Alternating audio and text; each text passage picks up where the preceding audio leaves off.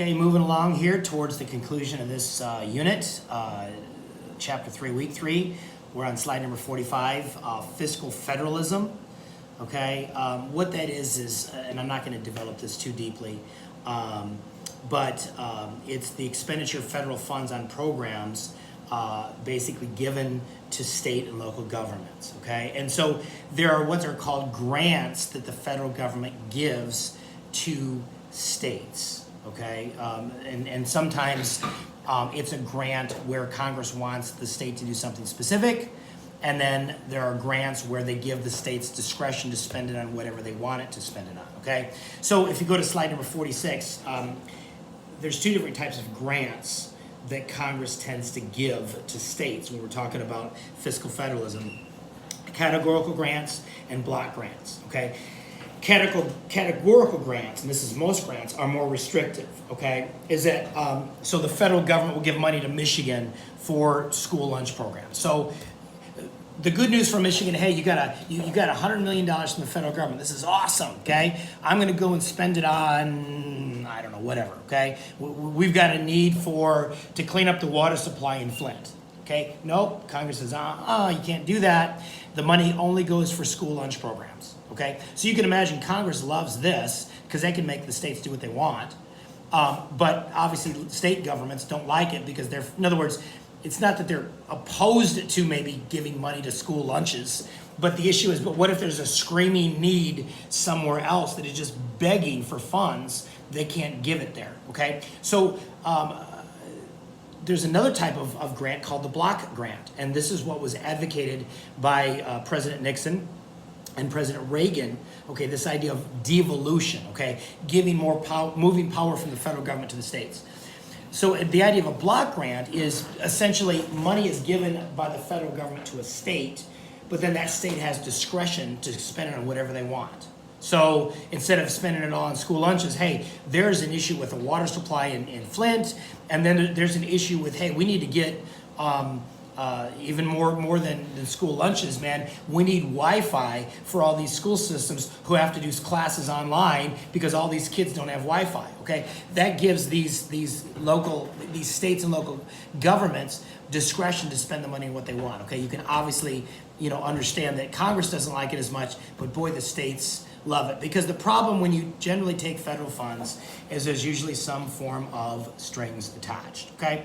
So if you go to slide number 47, again, that explains devolution again, this idea of shifting power from the federal government back down to the states, okay?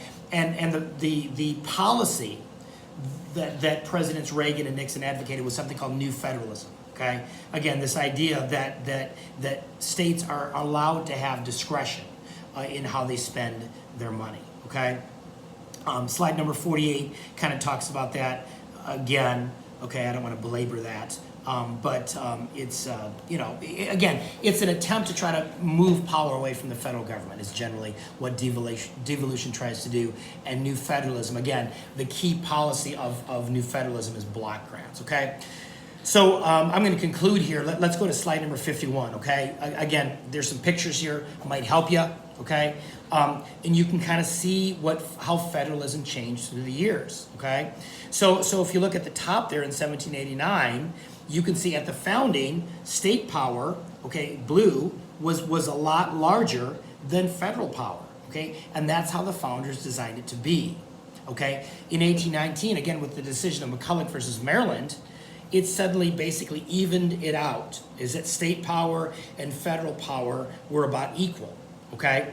After the Civil War, and again, every time there's a war, you have to realize governments tend to get bigger. Why? Because they conscript soldiers for the military, they take over parts of the economy, right? They maybe price fix or different things like that, which some of that was going on in the Civil War. So you can see at the end of the Civil War, 1865, the federal government was a lot larger than the states.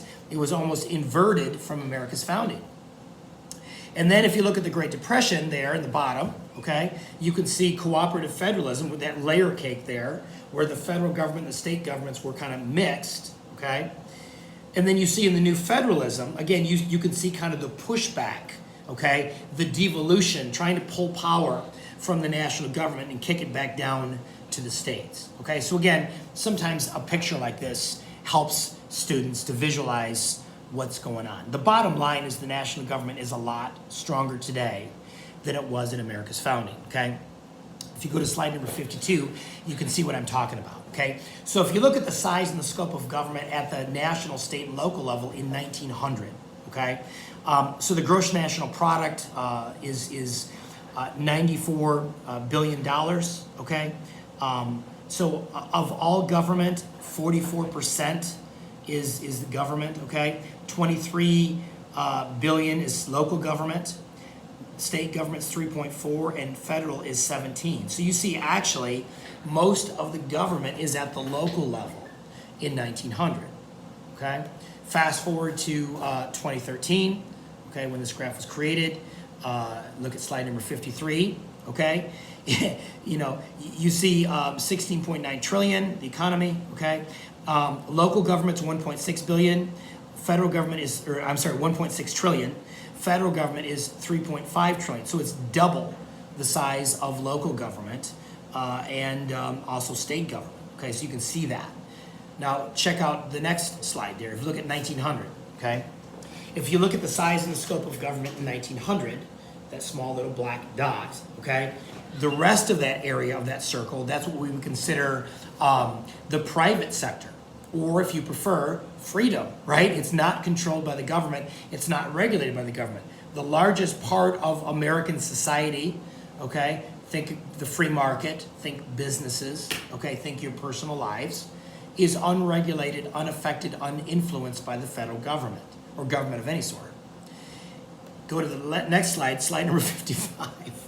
And you can see it's a lot different, right? It's, you know, the government is much larger, okay? And again, that area that's not part of the government within that circle, that's the private sector, or that's freedom, okay? So very different, okay? Again, moving from from Luke Skywalker to Jabba the Hutt, okay? So anyway, hopefully that helps you. Hopefully these pictures help you, give you an idea. Again, sometimes pictures are worth 1,000 words, and they help students. So have a great rest of your week.